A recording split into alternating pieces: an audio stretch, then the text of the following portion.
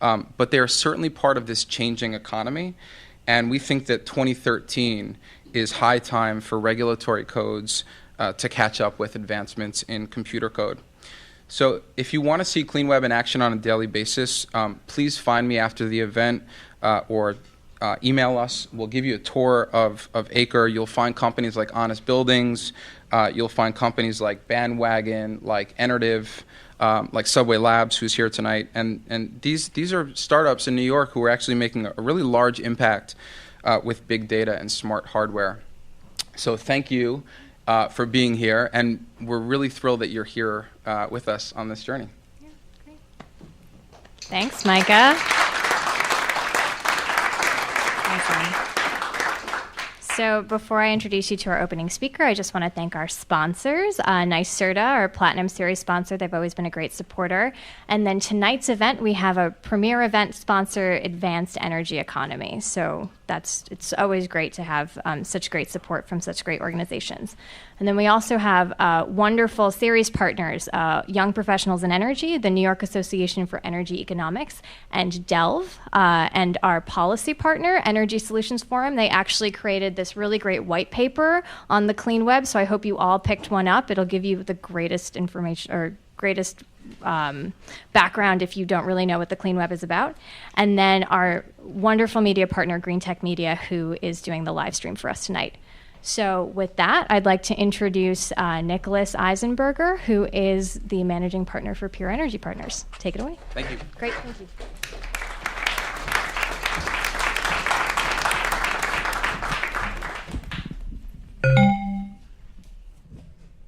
Good evening, everyone. Thank you, Micah, and thank you, Sarah. It's great to be here tonight. I want to help set the stage for tonight's panel discussion.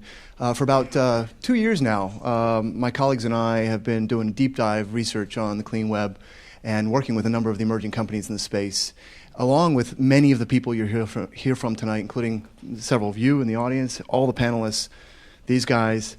It's been a collaborative effort, and I want to help paint the broad picture of the Cleanweb trends that we see emerging and share with you why we've come to believe that the Cleanweb may be the most powerful technology during the course of our lifetime to address resource issues. So let's get started. I'm going to go at a lightning fast pace so we can get to the panel.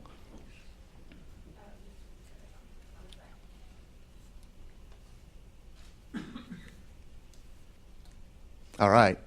First, the good news. We've invested a lot in clean energy solutions. The green line is the amount of investment that went in 2010 to solar energy or clean energy worldwide, $250 billion, $250 billion. And it's having an impact. Costs are coming down. The red line is the cost of a watt of solar power. It's now well under $1. That's great. We've made progress. But here's the bad news. We're still under less than 10% of all energy consumption worldwide. It's still almost nothing.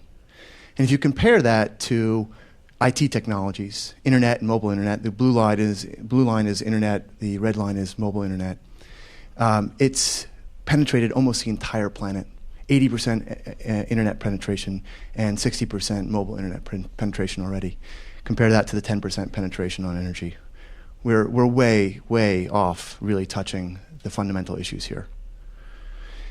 Till recently, it's been unclear, although these technologies are changing our life, exactly what it's doing for the good of the planet, for moving us ahead as a species. This tweet is a good explanation or a good expression of that sort of quandary. We now have devices in our pockets that are more powerful than NASA had to put someone on the moon, but what have we really done with it? But I want to tell you why I think there's real hope. Energy technologies and information technologies have interacted a lot in the past, and they've fundamentally changed the face of our planet. So with the advent of coal, we were able to produce steam efficiently. We were able to create railroads, which is essentially a communication technology, and explore the entire planet, establish civilization around the planet. You can argue whether this is good or bad, but we did it anyway. Oil, the discovery of oil, same thing. We now have automobiles and another communication technology, essentially highways, which gave rise to mass culture and suburbs. Again, you can question the value, but This is the world we live in today. It's changed everything. In '71, we discovered how to turn silicon into microprocessors, and that's created the web that we know today. What is this leading to? What world is this leading to? I want to argue that this is leading to a very, very exciting world where there's really two branches to the silicon age. One is the familiar microprocessor and web branch. The other, if you think about silicon, it goes into solar panels. And if you use that as an analogy for clean technologies in general and cleaner solutions in general, and you now put social technologies and mobile and sensors and data in between them, this is what's driving the clean web. Let's take a look at just one major technology innovation, processing power, which is, we know Moore's law. It's going up and up and up and getting cheaper and cheaper. In 2003, for $1,000, you could buy processing power that was equivalent to an insect brain. In 2010, 7 years later, a mouse brain. In 2023, $1,000 will buy you the equivalent processing power of a human brain. And a few years after that, the entire human race, 2040 something. This kind of technological advance, we can't even imagine the impacts it's going to have on the way we live, the way we do things. And this is just processing power. If you think about data, in the last 2 days, we've produced as much data as we produced from the beginning of time to 2003. There are now 10 billion devices online. There'll be 100 billion soon. 20% of all internet traffic is device to device, doesn't even involve humans. Facebook has 1 billion people on its network. You know all these things, but I don't think we really yet know what changes these will wrought. So if you look at the impact they could have on resource issues, it's not necessarily obvious at first, but it's already happening. This is virtual presence. Many of you do Google Hangouts or Skyping. Look at you can see in this picture the wrinkles on the chairs somewhere in Jakarta. Processing power is enabling this to happen. And if you think about the impact that this is now having on our behavior, one study in Britain showed that it was causing a 30% reduction in business travel, and very significant energy savings coming from that. Or take a look at Airbnb, another familiar new technology service in the sharing economy, growing like gangbusters. San Francisco Airbnb listings in 2008 and in 2012. Remarkable change. What's the resource impact? 66% savings in energy use in a established residence versus a new hotel. Many of us now have the keys to our latest car in our pocket in our cell phone. We all know about Zipcar. One Zipcar displaces 15 cars. Very, very big impact on shipping, on steel, on plastics, and on consumption. If you look at Kickstarter, something that has really taken the world by storm for creative projects, and you apply that model to solar, Mosaic out in San Francisco is crowdsourcing finance for solar. Maybe you have an apartment building, you can't put solar on your roof. Maybe you want a good return. You can now contribute to a solar project through Mosaic, and they're doing this throughout California and throughout the country. Sungevity, using satellites to site solar panels on your roof. They don't have to send a guy up to your roof to take a look. That costs $3,000 to do that. You do it 10 times, you get one sale. And for the consumer, it's much more easy. All you have to do is put your address in, and you get an email with a quote in your email box about what solar savings you can earn in a few minutes. The familiar Nest, it's really starting to grow. Using the design expertise and mindset of Apple, these guys have started to really, really penetrate the market. They've done major deals with major utilities, and I think you're going to see this penetration growing. The costs are coming down, and the product's getting better every day. Here in New York, we did a simple little thing, not a smartphone, just text. We went to the city and said, hey, why are your lights on all the time? On ball fields, all night, all summer, rain or shine, whether someone shows up or not. They said, you're right. We said, well, we have a solution. You could just give coaches a number to text, and if they actually show up, they hit the number, and the lights go on. And they've piloted it at 4 sites, and they want to take all ballparks in the city that way. Honest Buildings, you'll hear from Riggs tonight. They announced today they have 38 billion square feet of real estate on their network now. They're really vastly improving the transparency of the built environment, performance. They're helping vendors find building owners and project owners much more quickly and turn over the building stock and bring new efficiencies into the built landscape much more quickly. The clean web, I want to argue, has arrived. When we did a study of all clean tech investments, we found 25% already were clean web, or a very heavy IT focus, over $1 billion 2 years ago. 55% growth from 2 years before that. And these investments are notably less capital intensive, and the best thing is that they're relevant today. They work today. They're quick to market. We've divided the clean web up in 4 notional segments, and I think this is going to continue to evolve. But one segment, which we'll talk about tonight, and I've talked about already, is catalyzing clean tech. So this is really how can you use technologies to get cleaner, explicitly cleaner technologies out there more quickly? The Sungevity example with the satellites. The other one we call the resource cloud, using the analogy to the soft cloud. How can we better utilize resources, hard assets that are out in the world? The average drill is used for 6 minutes of its lifetime. A car is unused for 96% of its lifetime.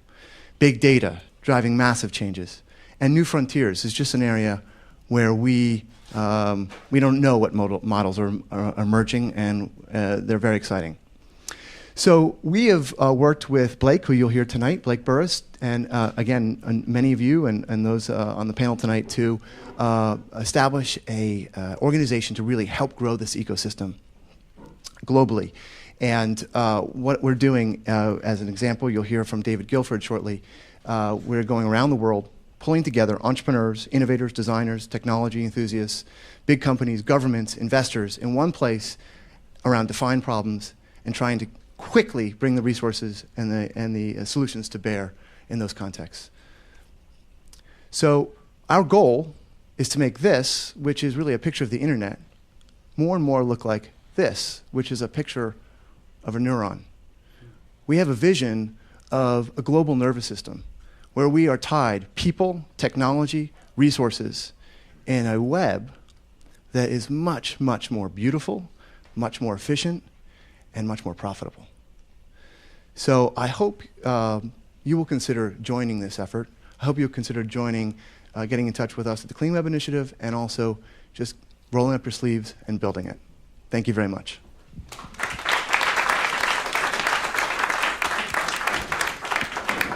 So now let me introduce David Guilford from the EDC. He's been one of the main local and beyond local rabble-rousers around the clean web, and has really been supporting a lot of efforts. And I think he's going to tell you a little bit about big apps and what's happening here in New York City. David?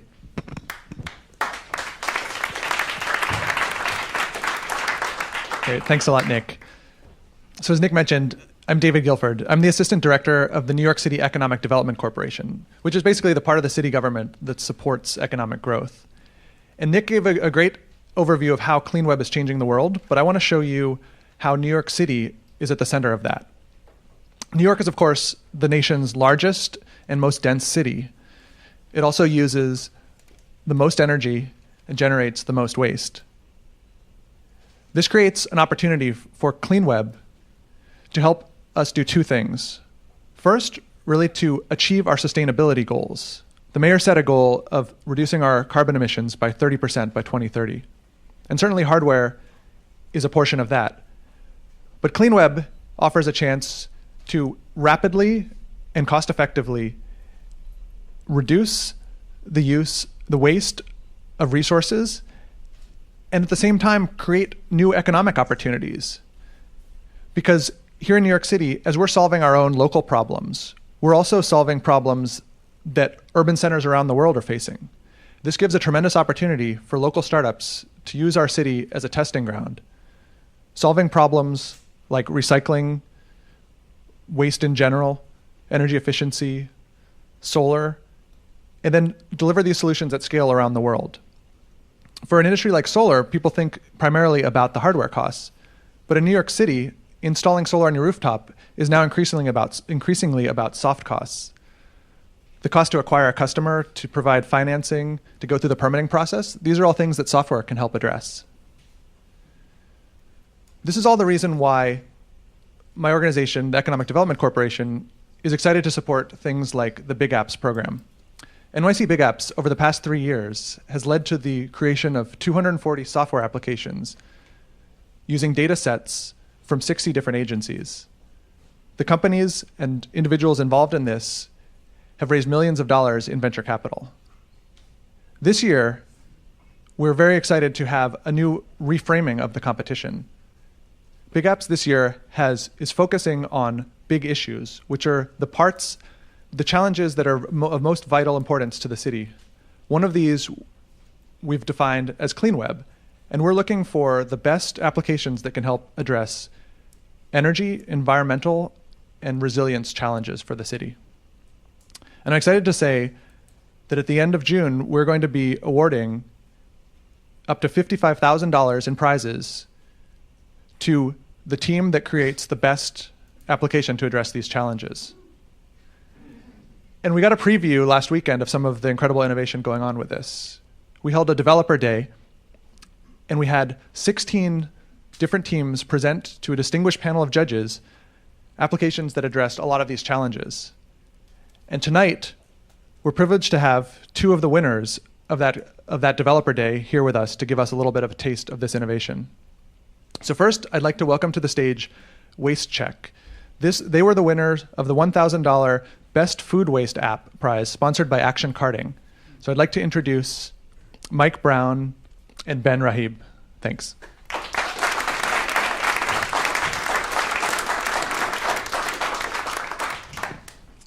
Hello, I'm Mike, and this is Ben. Most people actually know us for another app we make called LogCheck, similar name. And it's a building maintenance and inspection collection application. But we went to the app contest on last weekend, and everybody from the city said, hey, you guys should modify your app for the Mayor's Food Waste Challenge. And we said, what's that? And they told us, well, part of Plan NYC's goal is to divert 75% of the solid waste from landfills by 2030. And they have this voluntary program that they signed up 100 area restaurants to pledge to reduce their waste by 50%. The main thing they haven't figured out yet, as they told me, was the data collection and reporting part of that. So we said, we've got an app for that. So we actually we created the app. It's called Waste Check. The idea is you download it, you'd get a participation code from the city. They give you the code, you sign in. This is an example of Chipotle. When you sign in, you see your logs are set up for your common waste streams. In this case, organics, paper, cardboard, recyclables, and then your solid waste, your trash. You click into one of those logs, and you just record how much waste there is. In this case, they're measured in bags, and when you enter the number, it checks it off as done. You cycle through. You can actually review your old records. Everything's time-stamped, and it's quantified. So you can actually graph it and see trends to see if you're actually reducing the amount of organic that you're landfilling. Maybe you're composting it instead or diverting it to food kitchens. But if for some reason you have more waste streams, you want to change your logs, you can actually edit the log setup you have. You can edit the title. You can change the frequency, whether or not you guys throw your garbage out the porters throw it out once a day, once a shift, once a week, once a month, I don't know. You can change your log name. You can change the units. So I know a lot of people have different size bags. Maybe you have 30-gallon bags. Maybe you're weighing it by tonnage. But you can change this both from within the app or from our website dashboard, where you can also download the data and give it to the city or share it across. If like Chipotle has many restaurants, they can share it across all the restaurants. Maybe run a little challenge themselves to get the guys to the managers to increase their performance. And the whole idea is this feedback loop that allows them to give the actual operators or porters that are putting the garbage out to see how much they're reducing it, and also managers that are outside of the building to see how much waste they're actually generating and how much how close they are to their goal. And there, if you graph it over a much longer period of time, you should be able to see a trend of it going down. And that's the app.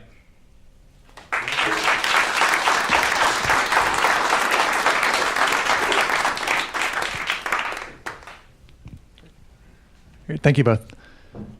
So next, I'd like to welcome to the stage SolarList. SolarList was our grand prize winner last Saturday, taking home a $2,500 prize sponsored by the Advanced Energy Economy. So let's welcome to the stage Tyler Tringus and Michael Conti.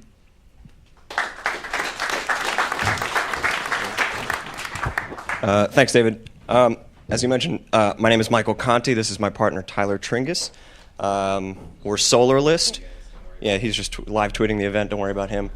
We build coal-fired power plants. No, just kidding. Okay, we're the only Brooklyn solar software startup. So thanks for making it out tonight. So let's talk about the solar industry for a quick second. What's the problem, right? Solar, the equipment costs are too high, right?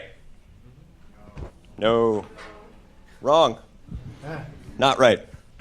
It turns out that over the past 30 years, policy incentives, technology advancements, and private capital formation have largely taken care of the problem of equipment costs, to the point where solar is now economically viable for millions of Americans.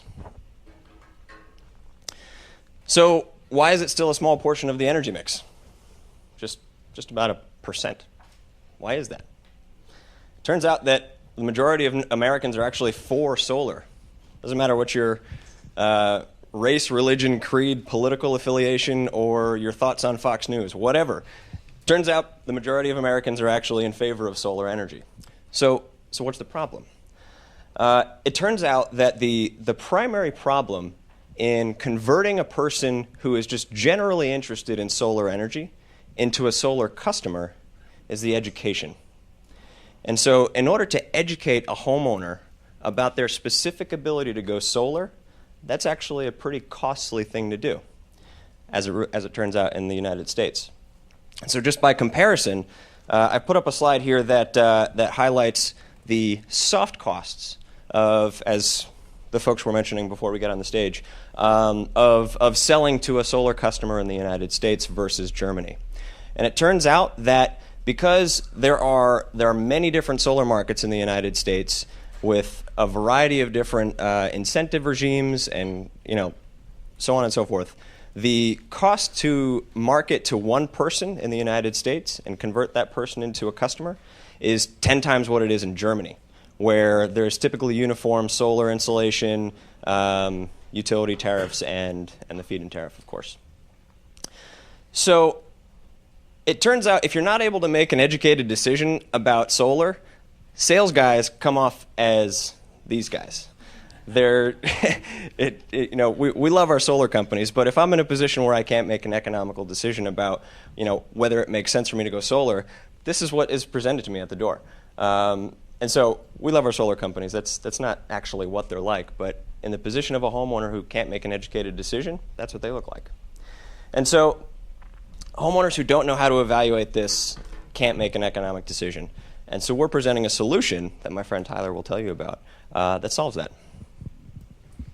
Right. Thanks, guys. So homeowners need education, and they need a third-party independent assessment that tells them specifically what it means for them to go solar before they're ready to buy. So the solution are these guys: smart, talented, educated, passionate students, and sadly underemployed at the moment. We have partnerships in 3 states with campuses where basically students go out and canvass their social networks and their communities, and they're able to go door to door or hang out in farmers markets and offer free custom home solar assessments.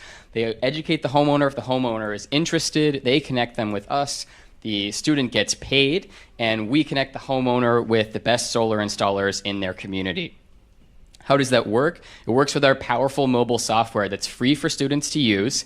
They can go around and asking the homeowner just a couple of quick questions, and using an intuitive user interface, they're able to, on the spot, within minutes, provide a free, custom, instant, very specific solar quote for that home. At that point, they hand it over, they do the education process, and the homeowner is happy. So what happens is that basically homeowners in the end get free education, and we make sure they get the best deal on solar. Students get paid, they get valuable education and a segue into a clean energy career, and solar companies get basically better customers, and they waste less on sales and marketing. So essentially everybody wins. So we're SolarList, and basically what's next? If you're a homeowner interested in solar, if you're a student interested in being a solar evangelist, or a solar company looking to get better customers, just go to our website, solarlist.com. It's very easy to figure out what happens next. And also SolarList is fundraising, so we're looking for strategic partners who are going to help us basically take solar across the country.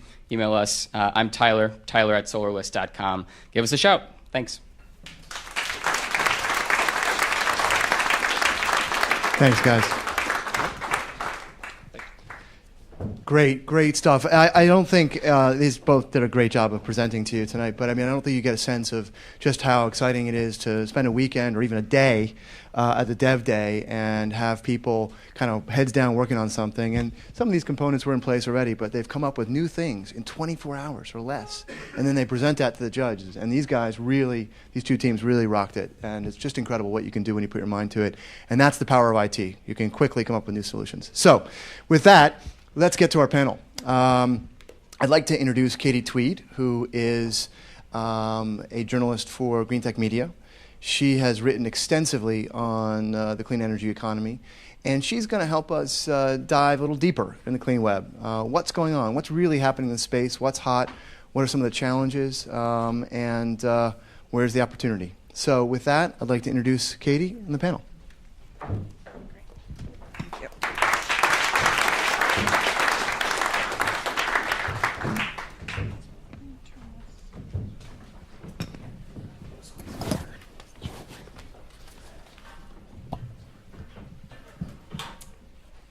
Thanks for coming, everybody. Can we get...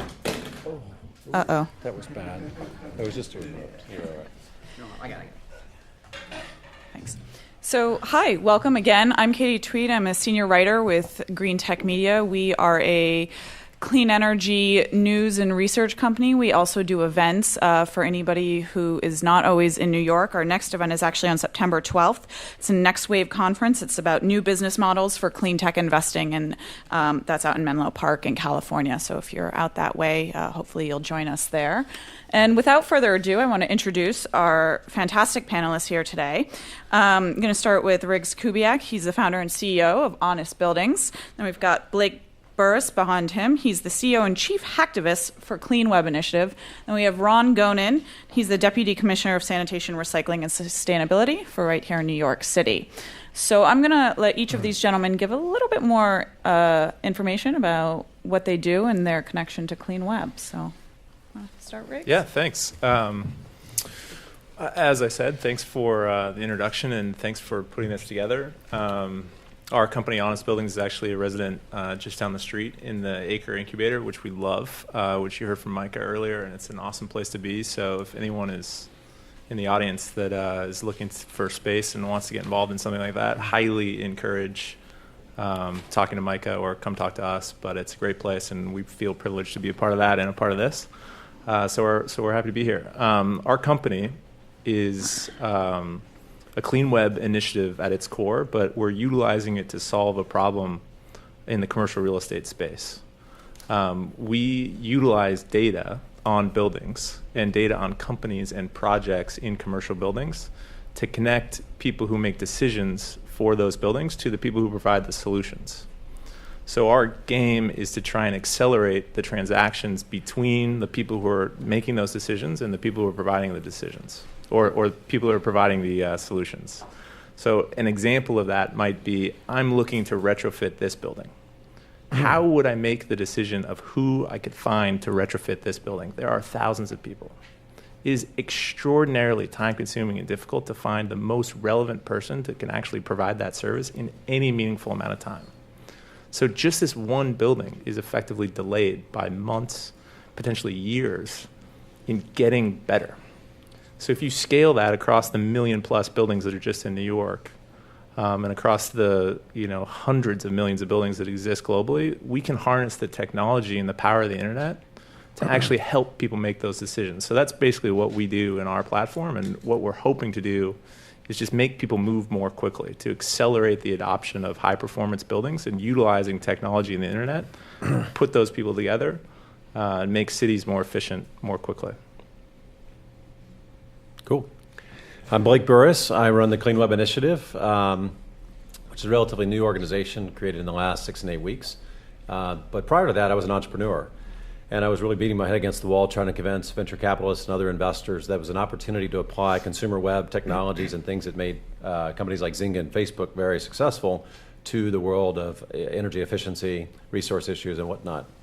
It was around that time I was getting frustrated that I met Sunil Paul, the guy who coined the word Cleanweb back in early 2011. We got introduced to literally just serendipity and a friend in the Bay Area about a month later, and started talking about opportunities to use a hackathon as a means to kind of explore interest in this thing called Cleanweb. Because when I read his blog post, I literally thought he'd been reading my journal from all these meetings I'd had from Samsung and investors and countless other people.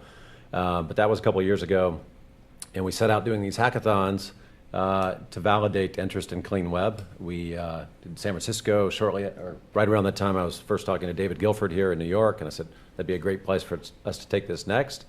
Since then, we've done events in about 14, 15 cities. And we now have 40 community leaders in 10 countries. So we're working with people in Mongolia, Beijing, 4 different meetups in the Bay Area. And the real idea is to raise an army of entrepreneurs, investors, academics, and others to enable the clean web and to address, or actually to catalyze the creation of companies that are addressing resource issues on web scale, I like to say. And our real vision is to see, 1,000 companies hatched in this area. And it'd be great if they were here in New York, or at least a couple of the big ones. Maybe it's Honest Buildings, and other great projects over at Acre. But we are seeing interest around the world. We literally have conversations every day with someone in a different city or country. So it's a really exciting time, and I'm glad I kind of stepped off the entrepreneur wagon for a while to build a really exciting movement. So it's great to be here tonight. Hello, everybody. So in terms of my background in technology and the web, I started my career in the roaring late 90s doing software development with a software called Siebel Systems. I was working in management consulting, but I knew that my passion was in entrepreneurship and in the environment, and so I took the skills that I'd learned working in management consulting and developing Siebel and co-founded and was the CEO of a company called Recycle Bank, where we developed a technology that could record the fact that a home had recycled and enabled that home to log onto our website, see each week they recycled, how much they recycled. Then we reward them with points for the amount they recycled that they could use to shop at any store in the city. And so we were able to use the web to demonstrate the value of an environmental action to somebody. And our expectation was that if you could show somebody the value of their environmental action, they would change their behavior to do more of that, to extract more value, and we found that that was true. I was CEO of Recycle Bank from 2004 to 2010, and last year joined the Bloomberg administration as Deputy Commissioner of Sanitation to help rebuild New York City's recycling program. And one of the areas where we're introducing technology is just an example. We just launched a curbside organics program in Staten Island where every home is getting a special organics container, put their food waste in it, and then we have a truck coming by every week and collecting the food waste, and instead of it going to landfills, it's now being turned into compost. Well, there's an RFID tag embedded in that container. And so traditionally in New York City, if someone said, well, how's it going in this community? Is this program working or is it not working? You'd say, well, we sent out some people, this is the observations they made, this is what we think is going on. And basically we would make huge, massive decisions based on some anecdotal evidence that some people had from when they went out and did a survey. But with utilizing RFID technology, we're actually able to say that last week of the 3,200 containers that were set out, 1,126 of them actually participated in the program, which helps us understand participation rate, but then it actually makes us more efficient in terms of our outreach, because now we don't need to send a mailer or provide a door hanger to every home trying to encourage them to participate in the program. We know who's participating and who's not participating, and so we can better focus our outreach and money on the people that we know are not participating. Okay, great. I look forward to that coming to my neighborhood sometime soon. So, Blake, you mentioned that you're still raising an army, and a question for all of you is, we'll get to some tough questions later, but let's start out with kind of a rosy outlook. What do you think's been the most significant contribution so far of Cleanweb, either in energy-related issues or another resource-constrained area? anybody can start? I mean, I'll start. Huge step forward in just general transparency across humanity. So the fact that we have the power of mobile and web, and we all have it, every single one, like multiple times in our pockets right here tonight, we can finally have access to the things that can allow us to make decisions, whether it's decisions on recycling or decisions on how to meet up at an event around, clean web or issues. Like, I really think that technology is actually providing the catalyst for the things that are going to really matter. And I think that despite the internet existing for 40 years, I think just now, in the last, 5 years, 3 years, 2 years, people are actually utilizing it to like make a real impact. So I don't think it's a broad answer, but generally speaking, I think just that transparency, allowing people to make decisions and get that information gap closed, is a massive step forward. Yeah, I think I'd say something equally kind of broad in just the sense of the technology, we have this confluence of technology and data network speeds, LTE, for instance, the hardware, just the generation of mobile handsets we all have, social networks and the APIs available. And then also, I think one of the greatest enablers is just the push for open data, be it here in the city. I think Bloomberg inspired countless other cities to open data. You've got the White House kind of beating the drum, inviting like industry CEOs from, say, transportation to talk about their vision of the future is open data, open apps, and they go on to quantify the economic impact to the tune of like $90 billion. Yeah. So that's really exciting, and I would have never thought that we would have such cooperation from the White House, Office of Science and Technology, the DOE, doing things like data paloozas, and it's just really exciting. And now that's all open to everyone else. So that's the whole idea behind raising an army, is calling people to innovate in this space when previous generations, be it clean tech or whatnot, have been much more difficult for your average innovator, entrepreneur type. I think using technology to make the impact of the environment more transparent on the individual or their family is really key to changing behavior. Whether or not we want to admit it or not, most people outside of this room, at least, are self-interested. They're self-interested in themselves or their own personal family. And if people can understand what the impact is of polluting our air, polluting our water, or not recycling, or leaving the lights on, or leaving the water on their own personal health, or their own personal finances, or their family's health, or their family's finances, they will begin to change their behavior. And I think most people outside of this room still view environmental behavior as the right thing to do, but not necessarily in their best economic interest, or that there's any relationship directly to their health, when in fact there's a massive economic benefit oftentimes to smart environmental behavior and a definite health benefit, and we need to use technology to make that connection for them. Great. And Ron, I don't want you to be the only one to answer this question, but a lot of the benefits could really come to relatively state institutions. Utilities are a good example. They're hardly first movers in a lot of ways. Government institutions could really benefit from a lot of these technologies and apps and ideas that are coming about. But how do you address that barrier that you're often dealing with organizations, or maybe even people within those organizations that are used to doing things the way that they do them, and how do you bring this to bear in some of those organizations? I mean, that's what you're trying to do right now.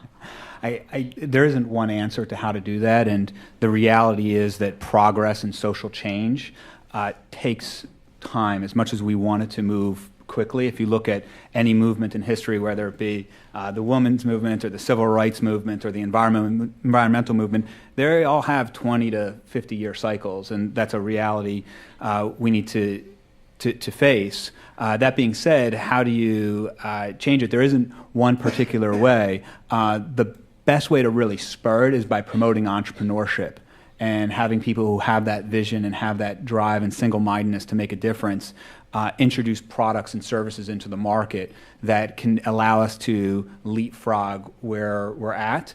That's the best way. And then we need to promote government leaders who are willing to take those chances and invest in the future, not in their next election.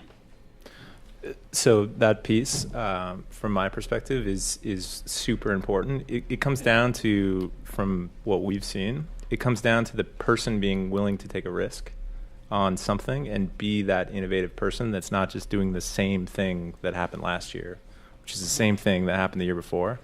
So, and I commend you, Ron, for making that happen in New York. There has to be someone that's willing to say, like, we're going to do things differently.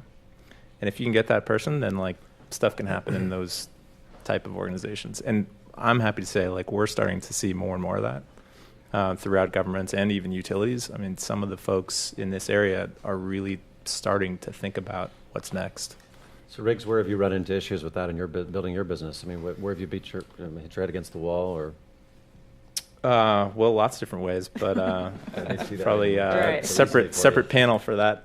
What agency specifically? I will not call out individuals on the panel tonight, but one of the things that we found is the procurement process, right? Which is something that people talk a lot about. How do you get someone that has a relatively new, relatively young company, especially startup companies? How do you get those people through a government procurement process that, typically speaking, could last a year? I mean, if it's a federal procurement process, it could take, you need to hire a full-time staff just to accommodate the RFP process, which is a real challenge. And I know that's being addressed at the federal level and maybe even on the city level. In the utility sector, too, people get piloted to death, right? They're beating that path to the utility, only find out they get stuck in some 18-month pilot process that is difficult to fund. Yep. I think Riggs is touching on a problem that we have right now in the clean technology space when it comes to early stage funding, which is one of the great things about the U.S. economy is we have this very robust venture capital community that really doesn't exist anywhere else in the world outside of maybe Israel, where somebody with just an idea can go and access massive amounts of funding. It seems normal here because we read about Silicon Valley all the time and Silicon Alley, but it's a phenomenon that really only exists in the United States. And then there's another phenomenon on top of that, which your business can fail, even your second business can fail. And people will still be eager to fund you because you're an entrepreneur who believes in yourself. It's a very American trait, and that's a great part of our economy. There's a disconnect, however, between the way venture capital has developed over the last 10 or 15 years with the two tech bubbles and what clean technology tries to do. And what I mean by that is traditional venture capital, I'm stereotyping a little bit, but traditional venture capital today is very focused on how do I invest in something that we can tell a good story about somewhere between the next 3 to 5 years and hopefully IPO or someone acquires based on just eyeballs or potential revenue. That does not fit well in the clean technology world when you have to sell to cities. The reality is it's going to take 6 months, 12 months, 18 months, 24 months, sometimes per contract. And we need to develop an investment community that is excited and willing to invest in those types of projects and companies and be willing to be patient for the long term because the payback is potentially massive. Government is a great customer. You just got to be patient to get that contract. Well, specific to the investors, one of the things we're seeing that's exciting is newcomers to the space that are just excited by the sheer magnitude of the problems that Cleanweb seeks to solve, and they're not your traditional clean tech investors in many cases, both individuals and scaling up to institutional investors. Cool, awesome. So one of the questions here was something that I wanted to ask about, and the issue of data and who owns it and who has it. If I've got a Mint app on my phone, I have no problem logging in and having all of my banks connected there. But the idea that my utility has my 15-minute interval data off a smart meter, or the city knows how much compost I'm putting out, people are taking issue, not necessarily with the city that I know of, but certainly with privacy issues around electricity data, and I'm wondering how that's being dealt with and will be rectified when there's partnerships with some of these institutions that people don't necessarily trust the way that they do maybe their Mint app on their phone.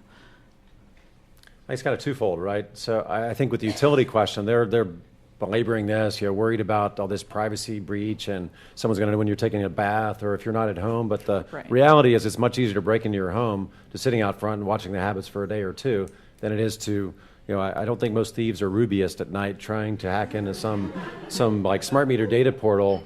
It's a lot of work, and they're probably not that skilled. The other side, I think, is just providing a compelling value to the customer. I remember this argument just a few years ago about Facebook. Oh my God, you're sharing all this stuff, but people quickly realize the value of posting their pictures to Facebook and setting whatever privacies they might. Of course, I mean, some people are perfectly happy sharing all the pictures of their family on their public feed, and others say, well, I'm going to share it with these particular circles or lists. So I think I don't think the compelling value is there, but they're starting to show up in things like Nest, right? It's like, okay, if you share this data, then you can get this extra benefit, or if you connect it with your other appliances or maybe your car. Those value propositions are just starting to come to the market. And maybe we just need the apps for that make it compelling enough. We've got to energize the entrepreneur community to realize this is an actual opportunity, and that's starting to happen. We get this question all the time about buildings, but the reality is what you said about Facebook. You have to give people the opportunity to choose, right? I mean, you can't cram down people and start giving away everything about them. I mean, it's your information at its core, and you're going to make the choice. And hopefully transparency can get people, to Ron's point, to behave differently. I mean, for us in buildings, if we can see across the street that building has done 3 different lighting retrofits and has LEED certification and a really high Energy Star score, and I happen to potentially compete with that person to lease space, all of a sudden now I want to talk about the lighting retrofits and the engineering retrofits and all the different things that we've done. So I think transparency can actually be a catalyst to enable people to feel less private. But are you seeing that? Yeah, with honest buildings? 100%. Yeah. But the point is, you have to give people the choice. I mean, you can't just say it will be available unless I think it's public information. But I think for utility information, you unequivocally have to let people choose. What I found is that if you communicate clearly why the use of this value is going to create value for that person, that building, their neighborhood, they're more than willing to allow that data to be used. In fact, if you introduce it as, here is the problem that we have and why it's costing us money. If we can capture this data, this is how much we can save or this is how much we can make, you get the converse. You actually get a lot of people going, oh, well, I didn't realize that. Actually, did you know that you could do this, this, and this? And we could actually give you this other data point. And sometimes government and oftentimes companies, when they're using data, have a tendency to just slam down a program or try and do something very quietly because they're afraid of what the reaction will be. And if people instead, or institutions or companies, are very transparent about the problem they're trying to solve and why that data helps solve that problem and will save that person money or their neighborhood money, there's a completely different reaction. Yeah.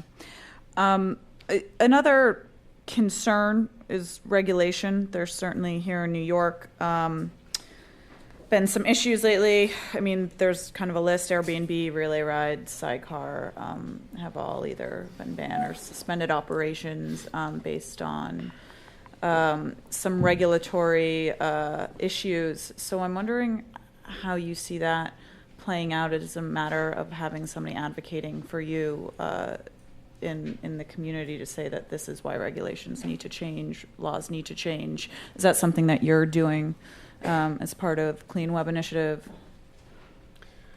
Well, I was just thinking of Sunil Paul's tweets on Sidecar. Everyone is a hashtag defend.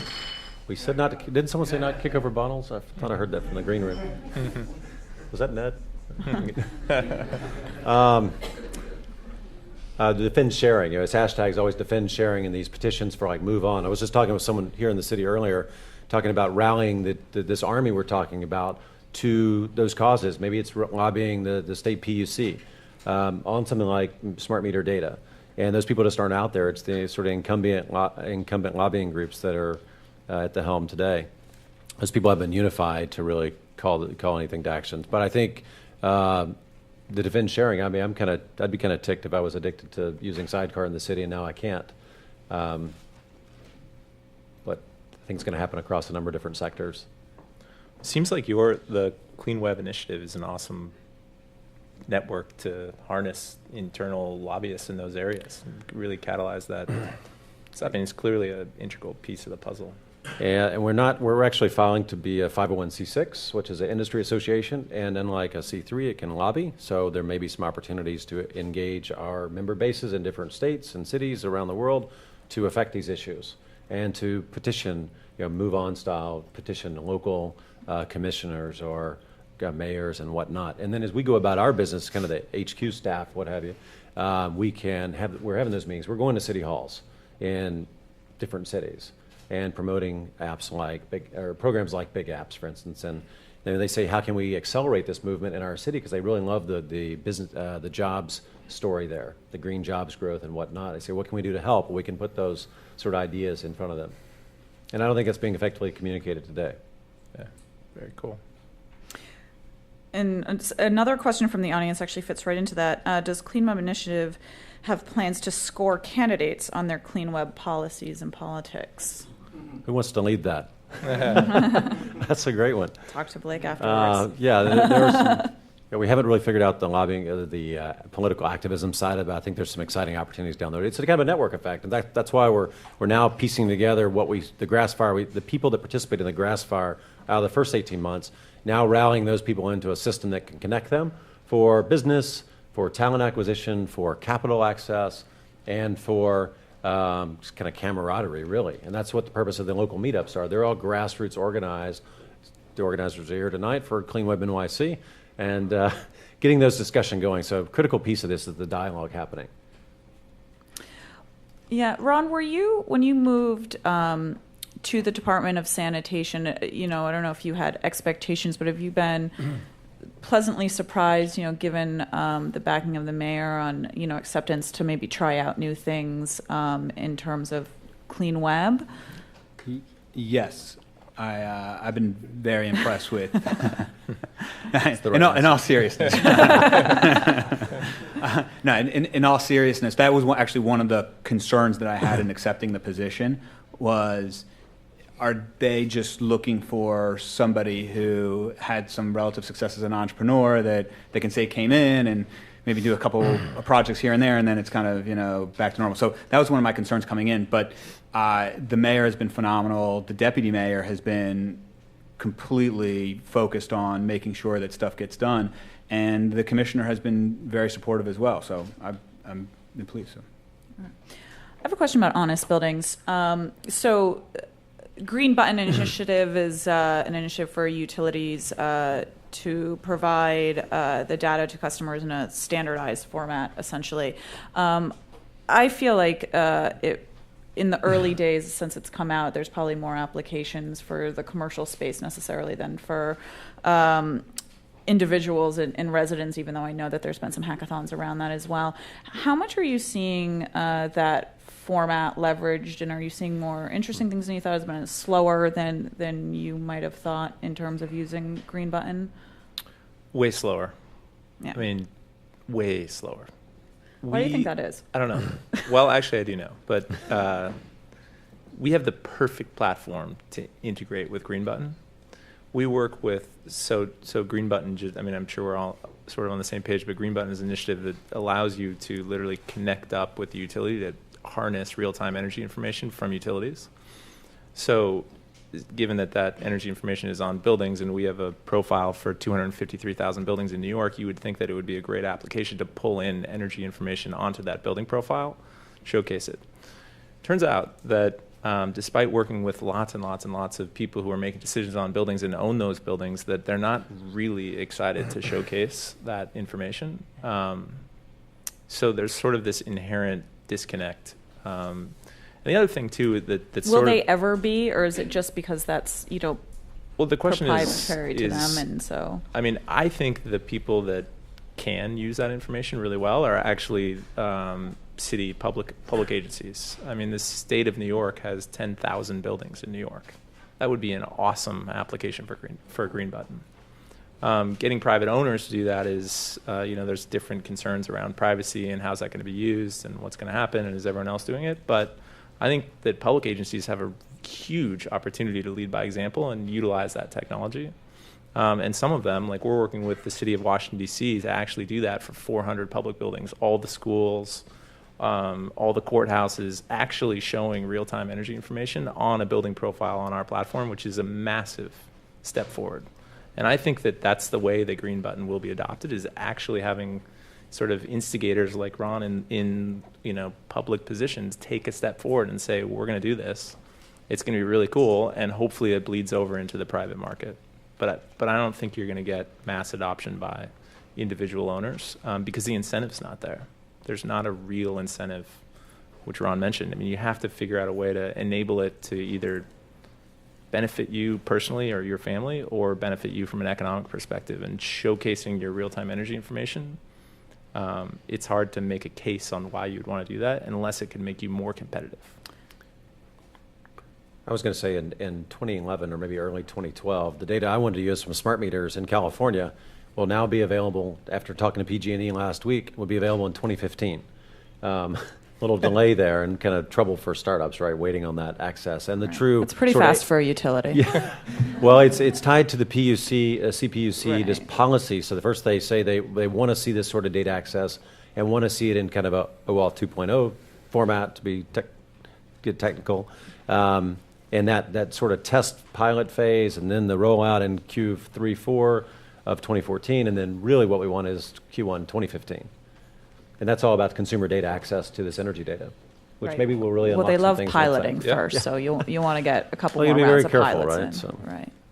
Right. Well, it gets back to, and I know that California, more than a lot of other states, have a more robust privacy, rules outlined, and even so, 2015 is a long time to wait, because this is meant to be part of unlocking that value chain for, the investment for smart meters. So I guess we'll just have to keep waiting. So we've been talking mostly about the U.S. I know that, Blake, you certainly have people all over the world. Can you talk a little bit about some of the opportunities and maybe some of the unique challenges in other areas that you're seeing, that you're excited about, communities in other places addressing?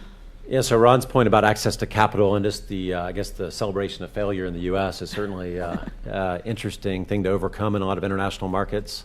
But we are seeing venture capitalists in Israel, for instance, with Terra Venture Partners, has a new $50 million fund. It's got a strong Cleanweb thesis, and they're launching an accelerator style program called TCamp that's going to be Cleanweb focused. So that's really exciting just in terms of rallying, and being Israel, they have great matching funds, something like 80% matching funds. So that'll be exciting to watch. But we're able to see all this cross-pollination of stories and individuals. The Cleanweb is really about, the people that are building the Cleanweb. They're building these companies, and they're getting drawn into it by their friends, by their coworkers. They're leaving maybe programs, maybe they're an entrepreneur at their current company, and they're kind of plotting their exit to start a business. So we've seen, I think New York was the first place this really happened. We did the event in January 2012. We had people come up saying, when are you going to do this in Berlin? When are you going to do this in London? I was like, well, I'm one guy, and when do you want to do it? And that started happening. London took the reins themselves, and now they're waitlisting people for their events. They packed 300 people into a room. Just last night they had an event on the Cleanweb and climate change. So really exciting stuff happening there. I know some of your people have been involved there in London. Yep. So that's exciting. And then we've seen certain people travel to the U.S. and come to multiple events, participate in the communities, and then take those ideas back to Paris, where Israeli, French folks are working in San Francisco, and they kind of just trot around, and they're taking this spirit of Cleanweb, which I interpret as kind of this great hope for not only solving environmental problems and resource efficiencies, but really this hope to create scalable web companies that aren't copies of the Web 2.0 companies that have come before. They really see kind of a marriage of kind of doing good, making good, if you will. And that's happening all over the place. I mentioned a couple of countries in different cities, but we're now seeing engagement also with the various NGOs in different markets. Things like Cleantech Delta in Copenhagen. And you're seeing these private-public partnerships that are really excited where they have great funding, and they're excited to see Cleanweb become this enabler of the entrepreneurial sort of activity in their markets. Ron, do you see cities, either just major cities here in the U.S. Or even internationally, having these conversations? Do you know if they're having these conversations, at a higher level amongst themselves and looking at this for solutions? Well, there's the C40 campaign, which is the 40 largest cities focused on climate. I think that's something that's really important. And right now it's run by Ridar Gowala, who used to run our Office of Long-Term Planning and Sustainability. So that's, I think, an example of cities coming together. And I actually think that cities hold the key for accelerating this change, because to try and get something done at the state level that actually involves all parts of the state can take a very long time. If you try and do it at a national level, it can take an even longer time. But you can actually move relatively quickly within a major city. It can get done in 6 months, 12 months sometimes, and if it works, it can be replicated by all of these cities all over the world. And so I think there needs to be a major focus on cities if we want to accelerate that change. I think one of the exciting things about New York City is you could do something in Philadelphia, or you could do something in Los Angeles, or you could do something in Paris. You could do something in Tokyo, and every other city in the world could give you some excuse about how they're different or their situation is more complex as to why they can't replicate that solution. Nothing is more complex than what we deal with in New York City, and so the opportunity here is if we can fix an issue here or demonstrate a solution, it is actually replicable in almost every city in the world. So that's what we're seeing with things like big apps here in New York. Is once we had the deck together for the Cleanweb Consortium, we were shopping that with sponsors to get mentors involved and sponsorship for the actual series of events, including this one. We took that to other cities, and we took it to the C40 folks in Milan, for instance, who run the network of 19 cities in Europe. And they started taking that around saying, hey, City of Milan, would you like to do something like this? And they said, yes, this is really interesting. Mayor Emanuel in Chicago, after just a sort of brief chat with some of the people that were talking about Cleanweb on Twitter, we engaged them, and 2 weeks later they said, well, the Chicago Cleanweb Challenge has been announced. Oh, cool. So we're now working with the sustainability office there, which includes people from C40, on framing out the problem sets just like we have done here. So we naturally need NGO partnerships like C40 to really scale that to the mega cities. I'll put out an interesting challenge to the group to think about in terms of the clean web in cities. So one of the major challenges in cities, which is also a great opportunity, is that most cities have huge sections that encompass low-income neighborhoods. And the great thing about the internet and the clean web and the advent of the smartphone is it's been a democratizing tool. And what I mean by that is most people in low-income communities today, actually even around the world, actually today have a smartphone. Whereas previously, most technologies were either too expensive or there were some other obstacles to why it couldn't penetrate low-income neighborhoods. But most folks in low-income communities actually have a smartphone today. Just to give you the sense of scale, NYCHA, which is the New York City Housing Authority, is the size of a major American city in New York City. It has 750,000 residents. And they have major challenges when it comes to recycling, energy conservation, basically anything to do with the environment. And a lot of the solutions that we develop are very geared towards Upper West Side, Upper East Side, the West Village. And there's opportunity there to become much more efficient and much more focused when it comes to the environmental movement. But it's incremental. If you can come up with a solution for low-income neighborhoods, the first move there is a massive, huge move. So that's one challenge I would put out to everybody is don't just think about how do I kind of help motivate somebody who's an urban professional in a city. Think about how do I motivate or make it more convenient for somebody who's living in a housing project, because that's where the real change needs to happen. So I'm going to take that one step further, and this is a question that we got in, also one that I had on my list. This person says, couldn't we have more impact if we focused mostly or entirely on the developing world? And how much of that are you seeing as part of Cleanweb Initiative? Well, I was going to follow up on Ron's comment to say that a lot of the innovation we see and the business ideas can be redirected to the developing world. We've seen solar companies are building microgrid solutions for Africa, where they're using the same sort of tools, smartphones and maybe SMS in some cases, to reach the audience, to do CRM type applications to maximize asset utilization on these microgrid solutions, and they get really energized by developing those or creating those solutions for the developing world. Forget the other part of your question. No, I think that was most of it. So when it comes to real estate, $80 trillion has to be spent between now and 2025, so 12 years, 80 trillion, to replace or build buildings to accommodate the population growth of humanity. Most of that population growth is happening in developing countries. So a good portion of that $80 trillion has to utilize Cleanweb type solutions to facilitate the transactions that happen around the built environment. And part of that is low-income housing, and part of it is office space, and part of it is high-end housing. But there is a massive opportunity that I think is probably more significant in the developing world, just through my lens, which is the built environment. But it's very real. Riggs is bringing up something interesting. That's actually another challenge I would put out there, is that a lot of us have a tendency to work in silos. So energy conservation, recycling, so on and so forth.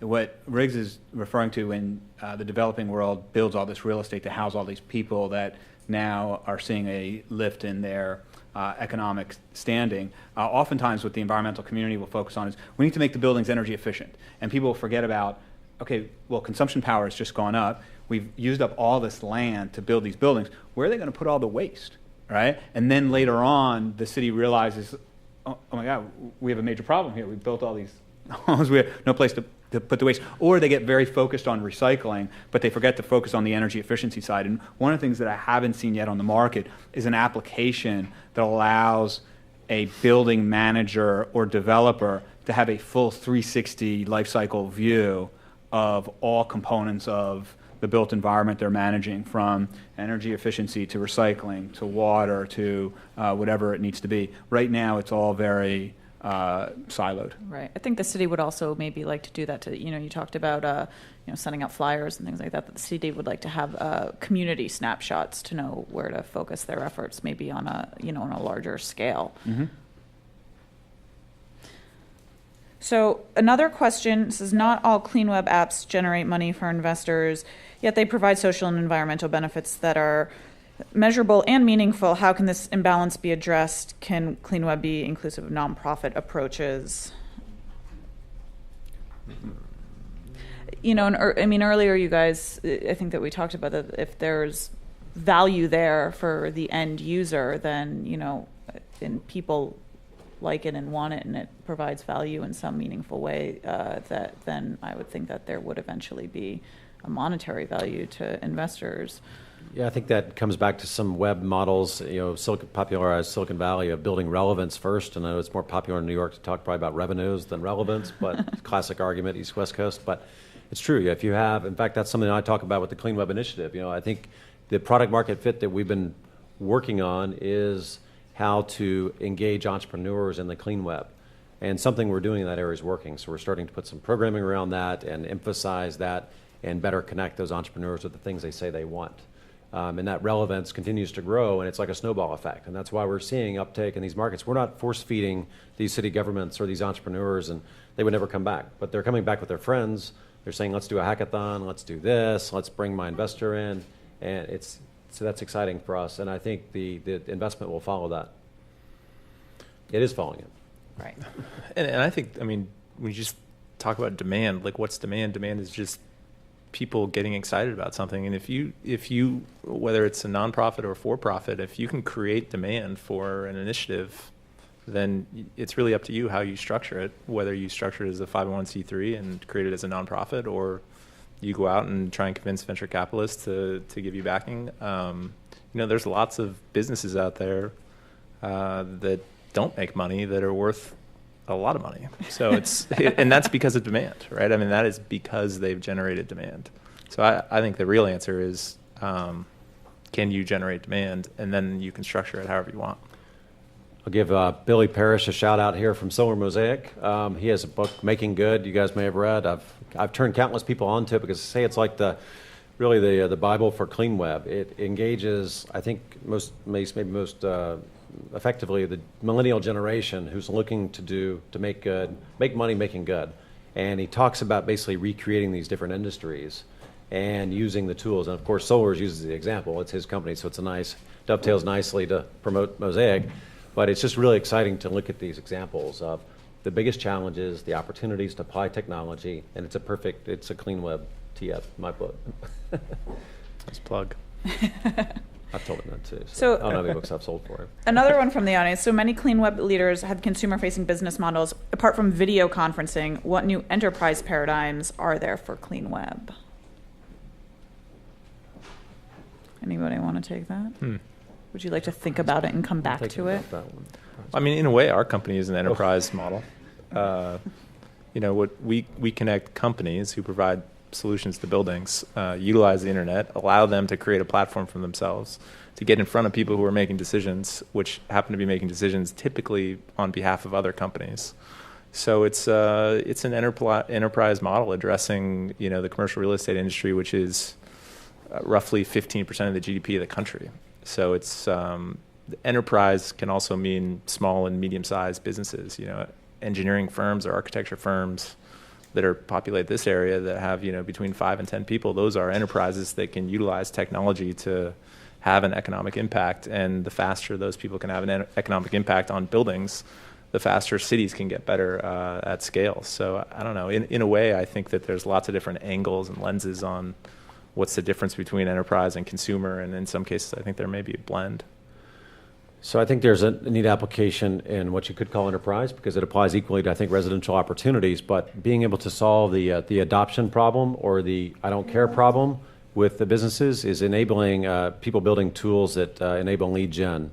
Maybe someone like SolarList is doing, or other folks trying to make contractors more effective, where their previous tools were door hangers and who knows what kind of phone calls, and is now they can use Cleanweb solutions to identify those leads and to even remotely, in the case of, say, a Sungevity, remotely, I think Nick touched on this in his pitch, is remotely sizing the rooftops and making those contractors much more efficient in their jobs, and they're perfectly happy to pay for that efficiency gain. And it furthers the adoption of these efficiency solutions or solar, what have you. Right. I think the Twittersphere wants to get in on this. Oh, we got Sarah from the Twittersphere. Is the mic on? Is that from Iowa? Hello? Oh, there we go. Do we have an Iowa question? Yeah, no.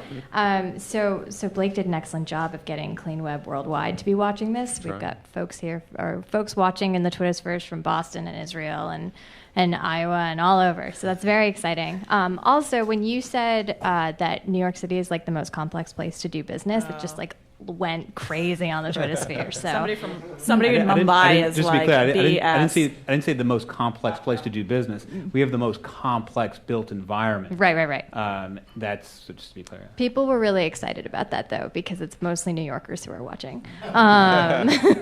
Let's see. I'm trying to find it. There was this great question from Susanna on the Twitterverse. How will crowdfunding and the pending SEC rules affect the current VC funding ecosystem for Cleanweb startups? So I don't know what she is referring to. Maybe Blake knows what they are. But yeah, that is the question for all of you. Do you know much about the Jobs Act? As I understand the Jobs Act and the way it's going to be implemented is it's been defanged a bit, and it's not being implemented. It's all of its expected glory that would fully enable private investors to invest in a variety of Cleanwebs. What the Jobs Act is, as best as you can. In 140 characters or less. So if traditionally, if you are going to make a significant investment in a company, you need to be what's called an accredited investor, which means you need to have over $1 million in assets, not including your house. And the reason the SEC does that is they want to make sure that people that are making investments in early stage companies have a certain level of sophistication, and that's the bar that they've created.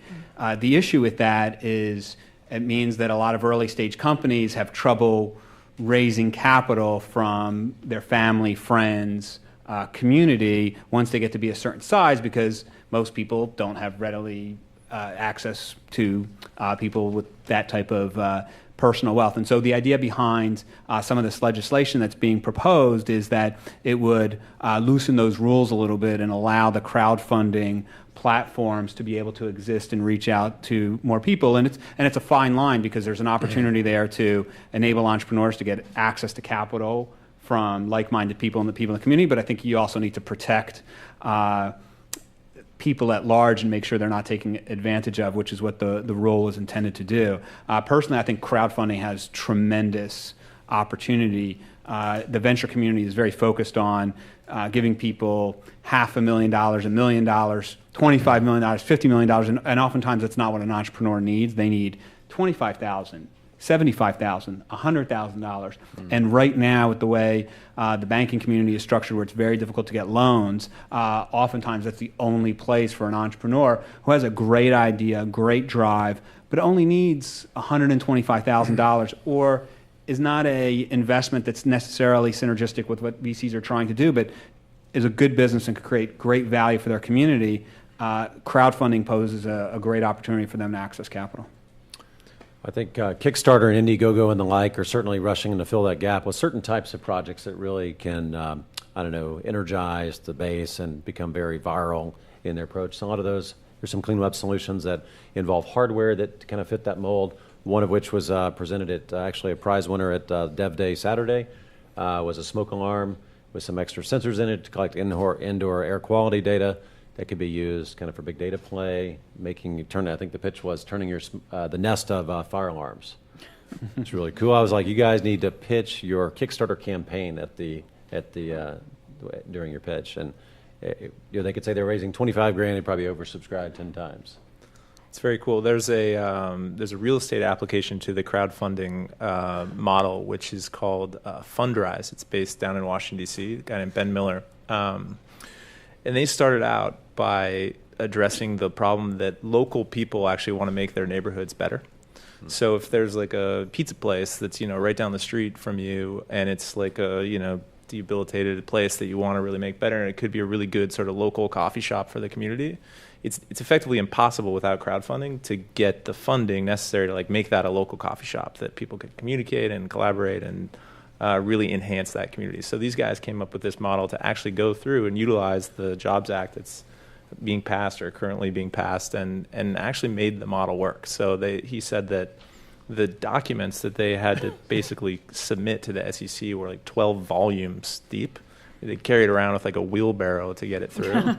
And he said it took 6 months or something like that, between 3 and 6 months to get the first investment done, which was $300,000 for a pizza place. And he said he really started to question the model because it took so long that obviously from a business perspective, that's not really a scalable model to take 6 months to do one small transaction. But fast forward 9 months later, they've done $800 million in crowdfunding for commercial real estate with some of the largest players out there who are now like institutional real estate players starting to think about it as a new way to finance companies. So Cleanweb, has an opportunity to impact what I guess you would consider more traditional businesses pretty quickly. And I think it's a really great example. I think another solution in the mix that's worth mentioning is AngelList, of course. Yeah. Is us inspiring new investors to create their profiles. They've never heard of this. They never were web investors, what have you.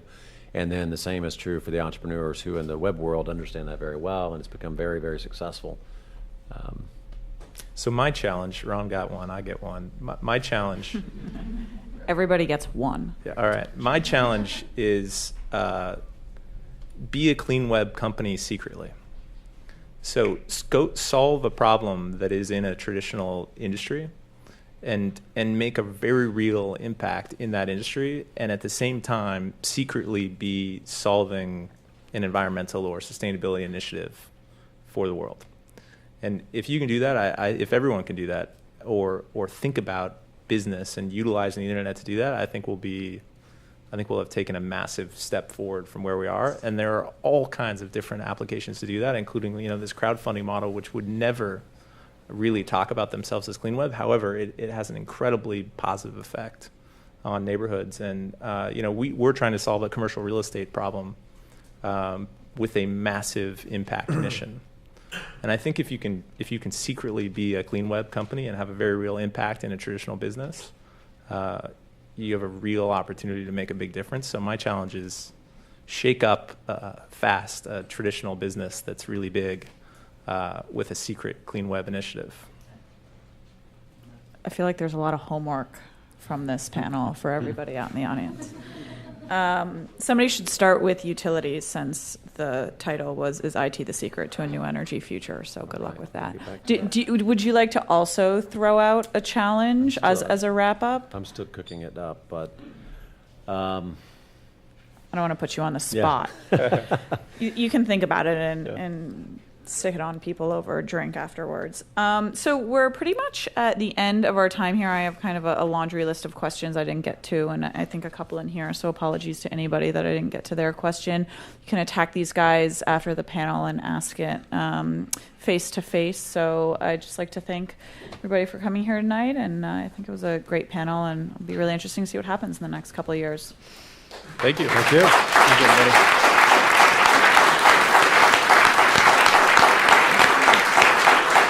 And let's say thank you to Katherine Tweed from Greentech Media. She did a fabulous job.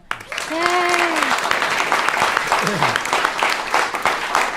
And of course, thanking our wonderful sponsors, NYSERDA and the Advanced Energy Economy, and then our series partners, YPE, the New York Association for Energy Economics, Delve, Greentech Media, and Energy Solutions. Oh, and of course, Big Apps. Thank you so much for including us as part of your events. So now it's time for networking. These guys will be here to answer your questions. And there's beer in the back. And yeah, have a great time. Thanks, everyone. And thanks to Sarah.